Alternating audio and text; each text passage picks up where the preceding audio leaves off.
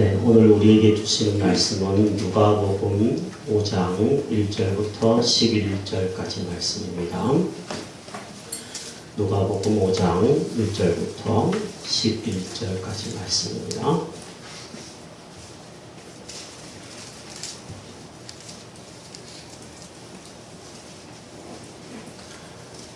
네, 우리 말씀을 뜻을 생각하면서 같이 한번 읽겠습니다. 시작. 우리가 몰려와서 하나님의 말씀을 들을새 예수는 게네사렛 호숫가에 서서 호숫가에 배 두 척이 있는 것을 보시니 어부들은 배에서 나와서 그물을 씻는지라. 예수께서 한 배에 오르시니 그 배는 시몬의 배라. 육지에서 조금 떼기를 청하시고 앉으사 배에서 무리를 가르치시더니 말씀을 마치시고 시몬에게 이르시되 깊은 데로 가서 그물을 내려 고기를 잡으라. 시몬이 대답하여 이르되 선생님, 우리들이 밤이 새도록 수고하였으되 잡은 것이 없지만 말씀에 의지하여 내가 그물을 내리리까 하고, 그렇게 하니 고기를 잡은 것이 심히 많아 그물이 찢어지는지라. 이에 다른 배에 있는 동무들에게 손짓하여 와서 도와달라 하니 그들이 와서 두 배에 채우에 잠기게 되었더라. 시몬 베드로가 이를 보고 예수의 무릎 아래 엎드려 이르되 주여, 나를 떠나소서, 나는 죄인으로소이다 하니, 이는 자기 및 자기와 함께 있는 모든 사람이 고기 잡힌 것으로 말미암아 놀라고 세베대의 아들로서 시몬의 동업자인 야고보와 요한도 놀랐습니다. 예수께서 시몬에게 이르시되 이제 우로는 내가 사람을 취하리라 하시니, 그들이 배들을 육지에 대고 모든 것을 버려두고 예수를 따르니라.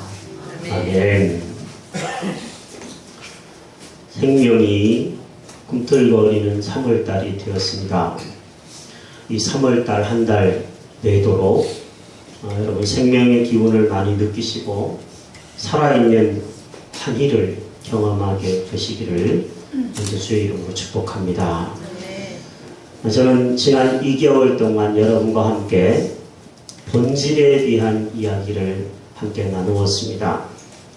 여러 주제들로 하나님의 말씀, 말씀이 본질이다, 또 사람이 본질이다, 또 사랑이 본질이다 등등의 말씀을 함께 살펴보았습니다. 저는 오늘부터 시작되는 이 3월달, 또 가능하면 4월달까지 예수님을 만나서 변화된 사람들에 대해서 여러분과 함께 살펴볼 것입니다.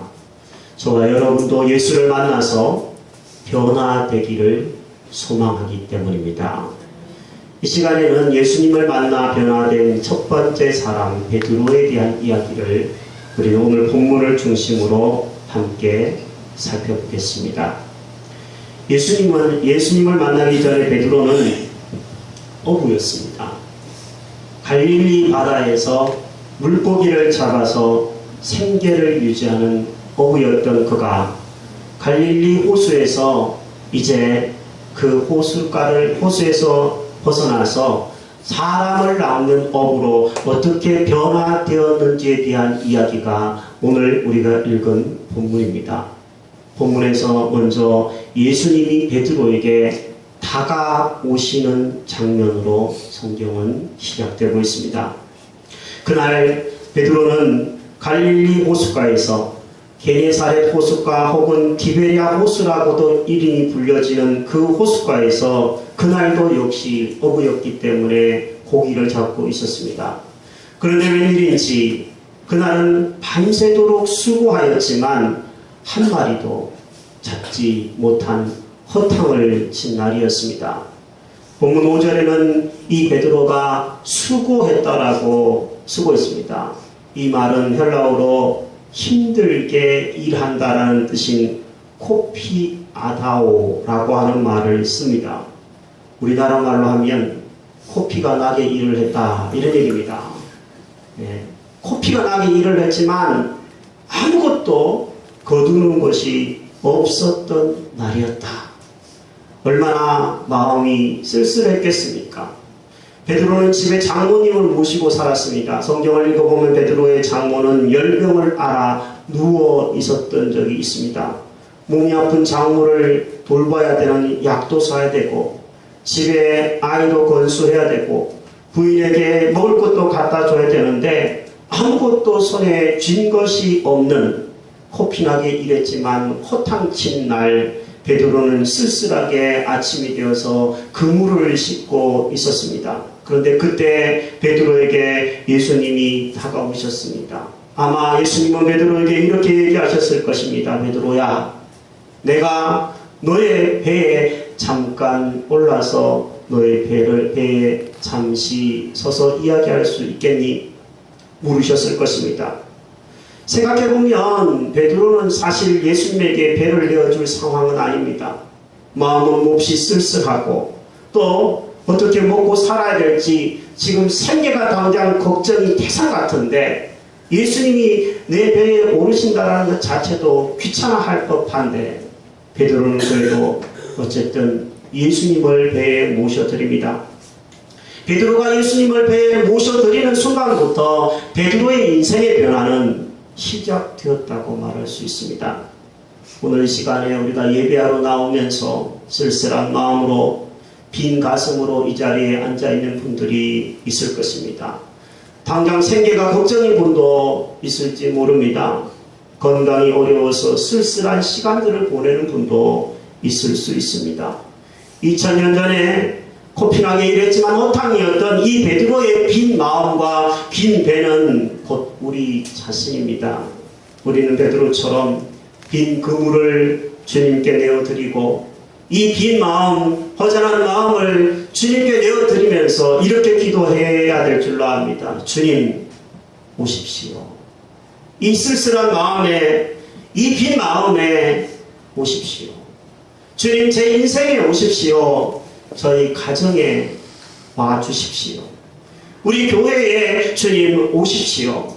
주님을 초청하고 주님을 받아들일 때 우리에게 놀라운 변화가 일어날 줄로 믿습니다. 이 시간 한번 따라해 보겠습니다. 주님 내 마음에 오십시오. 주님 내 마음에 오십시오. 주님 제 인생에 오십시오. 주님 제 인생에 오십시오. 주님이 여러분의 인생과 여러분의 마음에 오셔서 아름다운 변화를 일으켜 주실 줄로 믿습니다. 예수님은 배에서 베드로의 배에 타셔서 무리들을 가르치기 시작하셨습니다. 베드로도 아마 곁에서 아주 가까이에서 예수님의 말씀을 들었을 것입니다. 예수님은 베드로의 빈 배를 물고기로 채우기 전에 하나님의 말씀으로 먼저 채우셨습니다. 중요한 것입니다. 예수님은 우리의 인생에 찾아오셔서 우리의 인생을 갑자기 대박나는 인생으로 만들기 전에 하나님의 생명의 말씀으로 하나님의 생명으로 먼저 채우기를 원하십니다. 릭 워렌이라고 하는 목사님은 그의 책에서 미국 사람들의 성경 읽기에 대해서 이렇게 고발했습니다. 미국에 있는 성도들은 보통 하루에 텔레비전을 3시간 정도 본답니다. 그런데 성경을 읽는 시간은 잠자리에 들기 전에 고작 3분이 전부다. 이러면서도 어찌 성도들이 영적으로 성숙할 수 있겠는가? 영적으로 성숙한다는 것은 기적과 같은 일이다. 이렇게 이야기했습니다. 우리나라 성도님들은 어떨까요? 여러분은 어떤가요? 하루에 텔레비전을 몇 시간 봅니까? 텔레비전 보는 시간에 비해서 하나님의 말씀, 생명의 말씀이라고 일컬었고 하나님의 말씀이라고 일컬어지는 이 성경을 우리는 몇 분이라도 보고 있습니까? 만약에 우리가 주일날 한 번 하나님의 말씀 듣는 것으로 끝내버린다면 우리는 영적인 호흡만 겨우 하는, 살기 위해서 겨우 호흡하고 있는 그런 존재에 불과할지 모릅니다. 저는 제자훈련생들에게 이렇게 이야기합니다. 하루에 30분 정도는 하나님과의 인격적인 만남의 시간을 가질 때, 거기에 시간을 투자할 때 믿음이 성숙해질 거라고 이야기합니다. 우리는 이번 주 수요일부터 4월 20일 부활절까지 2014년 사순절 기간을 보내게 됩니다. 이 기간 그냥 평소와 똑같이 보내기보다는 생명의 말씀, 하나님의 말씀으로 우리의 인생을 채워 나가기를 힘쓰는 저와 여러분들이 되기를 바랍니다. 하루에 15분 정도만 성경을 읽으셔도 이 40일 기간 동안 신약 성경 한 번을 완독할 수 있을 것입니다. 제가 표를 여러분에게 주보 사이에 끼워 드렸습니다. 이 표의 순서대로 하셔도 좋고, 이 표에 따라서 성경을 읽으셔서 가지고 오시면 부활주일에 다 읽으신 분에게는 제가 물고기를 한 마리씩 나누어 드릴까 생각 중입니다. 말씀으로 먼저 채울 때 주님은 우리에게 물고기도 채워주실 줄로 믿습니다. 아멘. 예수님께서 베드로에게서 말씀을 마치신 이후에 예수님은 베드로에게 이렇게 말씀하셨습니다. 깊은 데로 가서 그물을 내려라.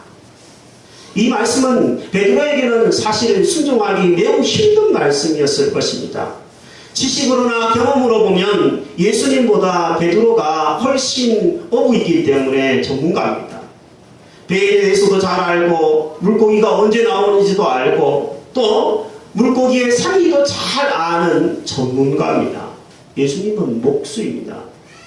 그런데 이 목수가 어부에게 가서 깊은 데로 가서 물고기를 잡으라고 그물을 내리라고 얘기하니까 이것을 듣기가 사실은 불편한 이야기일 수도 있었습니다. 더군다나 베드로는 지금 밤새 물고기를 잡고 호탕을 쳤기 때문에 이제는 몸이 너무 피곤합니다. 집에 가서 쉬고 싶습니다. 호탕을 친 날은 더 그렇지 않습니까? 여러분, 만약에 집에서 밤중에 하루에 고된 일과를 끝내고 샤워를 탁 하고 나오는데 누가 만나자고 그런다고 한번 생각해 보십시오. 나가고 싶겠습니까? 나가기 싫습니다. 베드로가 꼭 그쪽입니다. 그럼에도 불구하고 베드로는 이 예수님의 말씀에서 뭔가 권위를 느꼈기 때문에 그 말씀에 순종하기로 결심을 합니다.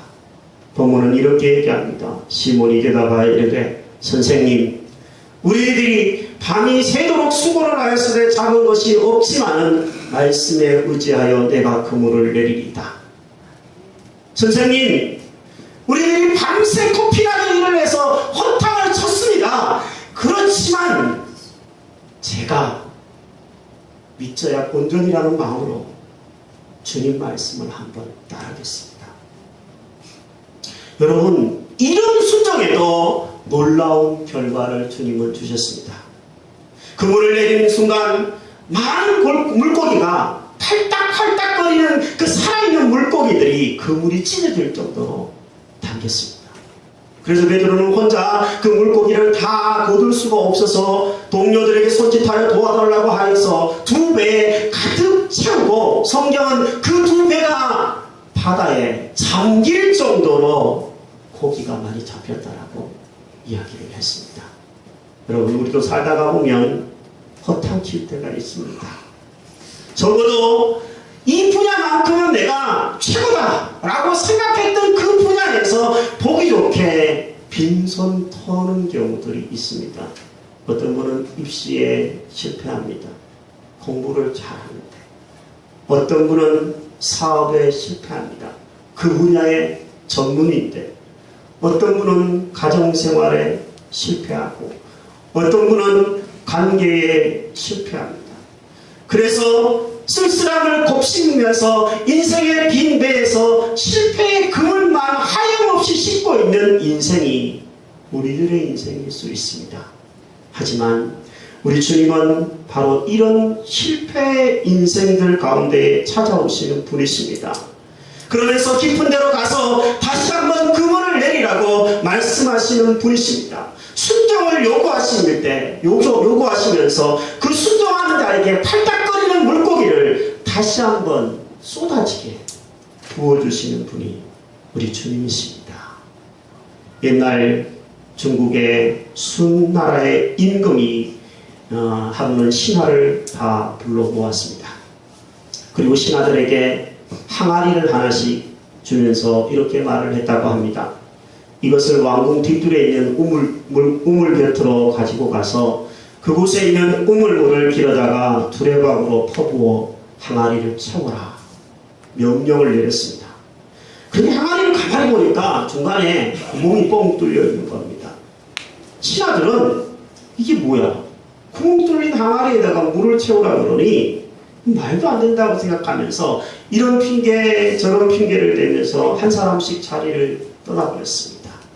그런데 우직한 한 신하가 있었습니다. 물론 그도 구멍이 뚫린 항아리라는 것은 알았습니다. 그럼에도 불구하고 그는 속으로 이렇게 생각했습니다. 나라의 임금님이 말씀을 하셨으니까 그 말씀에는 분명히 뜻이 있을 거야. 그 말씀을 순종하리라. 그는 결심하고 땀을 뻘뻘 흘리면서 두레박으로 우물물을 길어다가 항아리에 붓기 시작합니다. 계속 부어도 항아리가 차지 않습니다. 깨진 독에다가 물을 부는데 그 깨진 독이 물이 찰 리가 없죠. 계속 퍼내니까 나중에는 우물물이 바닥에 나버렸습니다. 우물물이 바닥이 날 때까지 달달 걸려서 항아리에다가 붓기 시작합니다. 그런데 마지막 우물물까지 다 긁어냈더니 놀라운 일이 벌어졌습니다. 그 우물에 큼지막한 황금 덩어리가 충만한 게 하나 있었던 겁니다. 신하는 깜짝 놀라서 그 황금 덩어리를 가지고 임금에게 달려갔습니다. 임금님, 여기 우물물을 제가 길어보니까 이렇게 큰 황금 덩어리가 있습니다. 임금님, 이거 임금님에게 드리려고 가지고 왔습니다. 그때 이 순임금은 껄껄 웃으면서 이렇게 말을 했다고 합니다. 그것은 임금의 말에 전적으로 순종하는 충신에게 주는 하늘의 선물이니 그대가 그것을 가지도록 하게 말을 하고 그 신하에게 황금 덩어리를 줬다고 합니다. 그 시간을 나중에 이 임금은 나라의 귀한 일꾼으로 삼아서 나라의 우의정으로 삼기까지 했다라고 합니다. 여러분, 한 나라의 임금이 명령을 내릴 때에도 그 명령에 충성을 다하고 순종하는 자에게 황금 덩어리를 주었다면 만군의 하나님께서 우리에게 말씀하시는 그 소리에 믿는 마음으로 거기에 뜻이 있겠지, 하나님의 뭔가 메시지가 있을 거야 라고 생각하면서 그 말씀에 순종할 때 하나님이 좋은 거 주시지 않겠습니까? 베드로는 주님의 말씀에 순종하여 팔딱팔딱거리는 물고기들을 엄청나게 많이 잡았습니다. 여러분, 물고기 잡아보신 적 있으십니까? 저는 굉장히 좋아합니다. 물고기 잡는 거. 네. 제가 아마 목회를 안 했으면 제 친구 누구처럼 낚시광이 되었든지 아니면 물고기 잡는데 아마 정신을 많이 빼앗겼을 수도 있을 것 같아요. 남자분들 낚시 좋아하시는 분들은 낚시에 빠지죠. 왜 빠지겠습니까? 재밌는 거예요. 바닥바닥거리는 그 고기 한 마리 그 손맛. 네, 안 잡아보신 분은 말을 하지 말아야 됩니다. 근데 그게 재미있어요. 예수님이 베드로에게 말을 했을 때 그 베드로가 주님의 말씀에 순종했더니 그 재미있는 어마어마한 물고기를 잡아냈습니다. 그럼 왜 돈 법니까? 돈 버는 게 재밌잖아요. 재미없어요? 재미없어요, 진짜로? 네. 한 달 열심히 일을 했는데 월급을 줘요.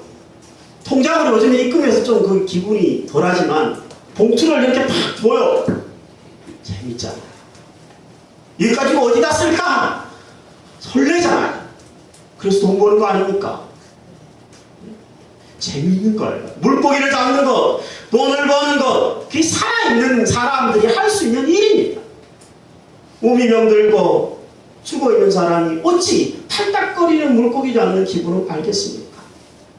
저와 여러분들은 그동안 내 힘과 내 노력으로, 내 지식으로 얕은 물가에서 물고기를 잡는 돈을 버는 사람이었을지 모르지만 이제는 예수님의 말씀에 순종하여서 그 전능하신 주님의 음성을 듣고 깊은 곳으로 가서 그물을 내려 물고기를 잡아야 될 때라고 주님은 말씀합니다. 내가 얕은 곳에서 그냥 쉽게 얻을 수 있는 것을 얻는 것이 아니라 전능하신 주님의 말씀을 의지하여 깊은 곳에 어쩌면 미지의 세계에 블루 오션에 그 물을 던질 때 주님의 말씀에 순종하는 자들에게 그 물이 찢어질 정도로 물고기를 잡히게 하실 것이다 약속하셨습니다. 주님의 말씀에 따라 주의를 생수하시고 평일에 일하는 일거리들을 찾아보시기 바랍니다. 주님의 말씀에 따라서 불의와 타협하지 않고 정직히 일하고 돈 벌 수 있는 일터를 찾아보시기를 바랍니다. 주님이 반드시 팔딱거리는 물고기들을 여러분의 손에 가득 쥐어 주실 줄 믿습니다. 이 일을 경험한 베드로는 그때부터 인생이 달라졌습니다. 주님의 말씀의 위력을 경험하고 나서 베드로가 어떻게 달라졌는지 성경은 이렇게 쓰고 있습니다. 먼저 8절에 보니까 베드로는 자신이 죄인임을 깨달았습니다. 시몬 베드로가 이를 보고 예수의 무릎 아래에 엎드려 이르되 주여 나를 떠나소서 나는 죄인이로소이다. 베드로는 예수님에게서부터 하나님의 권위를 느낀 거죠. 그래서 엎드렸습니다. 그리고 예수님을 향하여서 주라고 불렀습니다. 처음에는 선생님이라고 5절에 불렀었는데 이제는 그 놀라운 권위 앞에 주님이라고 하나님이시라고 신이라고 엎드렸습니다. 베드로는 보는 눈이 달라졌다는 겁니다. 베드로는 예수님의 무한한 능력을 경험한 이 순간에 주님의 또 다른 부름을 받습니다. 예수님이 베드로를 이렇게 말씀하셨습니다. 예수께서 시몬에게 이르시되 무서워 말아라. 이제후로는 내가 사람을 취하리라 하시니 따라해 보겠습니다. 이제후로는 내가 사람을 취하리라. 이제 물고기를 잡는 베드로에게 사람나무 넘어가 되게 하시겠다고 지금 부르시고 있는 겁니다. 베드로는 이에 배와 고기까지 다 버려두고 예수님을 따랐다고 11절에 얘기합니다. 베드로가 팔딱거리는 그 물고기를 2배 가득 잠기게 잡은 것보다 더 놀라운 일입니다. 그 배까지 내버려두고 그 많은 물고기들을 다 버려두고 예수님을 따라가는 것은 이건 고기 잡는 것보다 더 어마어마한 일입니다. 여러분 왜 베드로가 그것들을 내려놓고 예수님을 따라갔을까요? 베드로가 그 많은 재산을 왜 내려놓고 그 많은 물고기를 왜 내려놓고 예수님을 따라갔을까라고 생각하십니까? 저는 이렇게 생각합니다. 그것은 베드로가 고기 잡는 것보다 더 가치 있는 일을 발견했기 때문이라고 생각합니다. 베드로가 팔딱거리는 고기를 잡는 것보다 사람의 생명, 펄떡펄떡거리는 이 생명을 살리는 일들이 훨씬 더 인생에 의미가 있고 가치가 있는 일임을 깨달았기 때문에 그것을 내려놓을 수가 있었습니다. 한비아씨라고 유명하신 분이 있으시죠? 한때는 세계의 오지를 여행하셨던 여성분이십니다. 젊은이들이 가장 본받고 싶어하는 모델이기도 하죠. 이번에 책을 읽어보니까 이분은 최근 한 10여 년 동안 세계 오지 여행을 이제 그만두고 월드비전이라고 하는 구호단체에서 구호팀장으로 10년을 일을 했습니다. 이 사람이 강연을 참 많이 다니는데 이 사람에게 한 대학생이 이런 질문을 던졌습니다. 선생님은 왜 그렇게 재미있는 세계 여행을 계속 하시지? 그 재미있는 세계 여행을 하지 않고 그 힘든 긴급 구호 일을 하시나요? 한미아 씨는 이렇게 대답을 했습니다. 그 일이 내 가슴을 뛰고 내 피를 끓게 만들기 때문이다. 얘기했습니다. 한미아 씨는 긴급 구호 일을 해보지 않겠느냐는 제안을 받고서 케냐에서 그가 케냐의 오지에서 만났던 한 의사가 떠올랐다고 책에서 썼습니다. 케냐의 이동병원에 어느 날 아주 산골짜기의 이동병원에서 안과 의사를 만났습니다. 알고 보니까 이 안과 의사는 나라의 대통령도 만나기 힘든 아주 실력이 뛰어난 의사였다고 합니다. 그런데 깡촌에서 그것도 전염병, 풍토병 병자들을 만나고 손으로 어루만지고 치료해주는 일을 하고 있었습니다. 한비아 씨는 너무나 궁금해서 그 의사에게 이렇게 물었습니다. 당신은 아주 유명한 의사이면서 왜 아무도 알아주지 않는 이런 험한 곳에서 일을 하고 있습니까? 그 의사는 웃으면서 이렇게 대답을 했다고 합니다. 내가 가지고 있는 기술과 재능과 재능을 돈 버는 일에만 쓰면 아깝잖아요. 그러나 무엇보다도 이 일이 내가 명장을 돌보고 이 가난한 사람들을 섬기는 이 일이 몹시 내 가슴을 뛰게 하기 때문입니다. 한비아 씨는 그 이야기를 듣고 머리에 벼락이 맞는 것 같았다라고 책에서 썼습니다. 그때부터 내 인생도 이 가슴이 펄떡펄떡 뛰는 일, 생기가 돌고 누군가를 섬기고 사람을 살리는 이 일에 내 생애를 좀 걸었으면 좋겠다. 그녀는 생각했다고 합니다. 그리고 그렇게 좋아하는 자기의 세계 여행을 내려놓고 긴급 고일을 10년간 일하다가 지금은 유엔 봉사단체에서 일을 하고 있습니다. 저는 30살에 목사가 되었습니다. 대학생 때는 신학이 아닌 다른 것을 전공했습니다. 그런데 돈 버는 일, 팔딱거리는 물고기 잡는 것 참 좋아하는 사람인데 그것을 내려놓고 지금은 목회의 길을 걷고 있습니다. 저는 고민이 있었습니다. 한 생애를 살면서 과연 내가 가장 가치 있는 일이 무엇일까? 내 생애를 걸고 가장 내 가슴을 뛰게 하는 일은 무엇이 있을까? 제가 내린 결론은, 고민 중에 내린 결론은 그것은 사람의 영혼을 살리는 것이다 라는 것이었습니다. 사실 목표를 하면서 쉽지 않을 때도 있습니다. 그러나 그때마다 저는 생각합니다. 이보다 더 나의 심장을 뛰게 하는 일은 없다. 이보다 더 가치 있는 일은 없다. 학교의 선생님도 병원의 의사도 할 수 없는 일, 영혼을 구원하고 그 펄떡거리는 생명을 살리는 일, 이 일을 위해서 지금까지 달려왔고 앞으로도 달려갈 것이다. 마음의 결심을 다잡습니다. 지금도 많은 사역자들이 저와 같이 자신의 것을 내려놓고 아프리카로, 남미로, 낙도로, 오지로, 개척교회로, 큰 교회로 복음을 들고 나가고 있습니다. 그들은 전적으로 생애를 거기에 건 사람들입니다. 물론 저와 다르게 여러분은 직장을 다니고 있습니다.